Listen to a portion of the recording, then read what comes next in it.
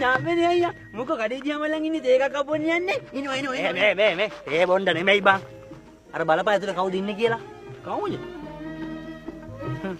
ඔයි සමිතියේ සභාපති ලේකරු ඈ බලපෑ උන් දෙන්නයි ගමට වැඩකුත් නැහැ සමිතියකට වැඩකුත් නැහැ උඹ දන්නවනේ ඒක ඉතින් ආයි මං වගේ දැනුම් තේරුම් තියෙන පුද්ගලයෙක් මොකෝ ඕගොල්ලෝ දන්නේ මං දන්නවා සීන්නේ මොකද මං දන්නවා සීන්නේ මේ උන්ට කරන්න ඕන හොඳ වැඩක් මම දැන් කඩේ ඇතුළට ගිහිල්ලා මුදලාලිව කයියට අල්ලගෙන ඕකුන් දෙන්නගේ පැටිකිරිය දිගාරන ඕකුන් දෙන්නට ඇහෙන්නත් එක්කම. ඩාවිලේ.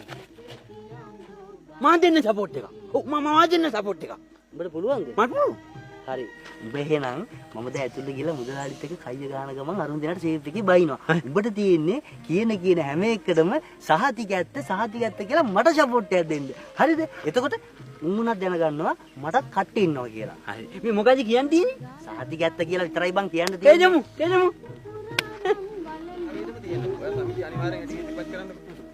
මුදලාලේ සහතික ඇත්ත.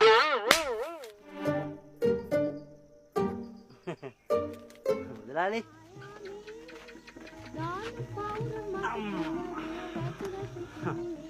මුදලාලි අපිට දාන්නකො ප්ලේන් දෙක.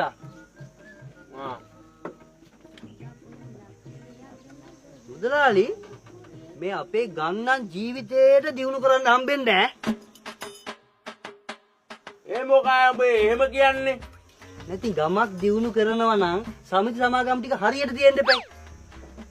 ඈ? ඒව නැතුව කොහොමද ගමක් දියුණු කරන්නේ? අනිත් එක දැන් මේ සමිති සමාගම් වල නිලධාරීන්ට ගමේ ඉන්න හොරු ටික ඔක්කොම එකතු වෙලා එතනට ගිහුවාම ගමක් දියුණු කරන්න බෑ කීයටවත්. ඒක නම් හැබෑව ඈ. හැබැයි දෙයින කියලා උන්ගේ පවුල් ටික නම් හොද්දට දිනුනෙනවා හොද්දට.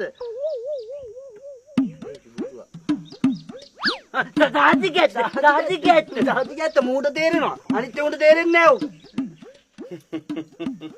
උඹ දැන් ඔය කාට වඩින්නද කියන්නේ?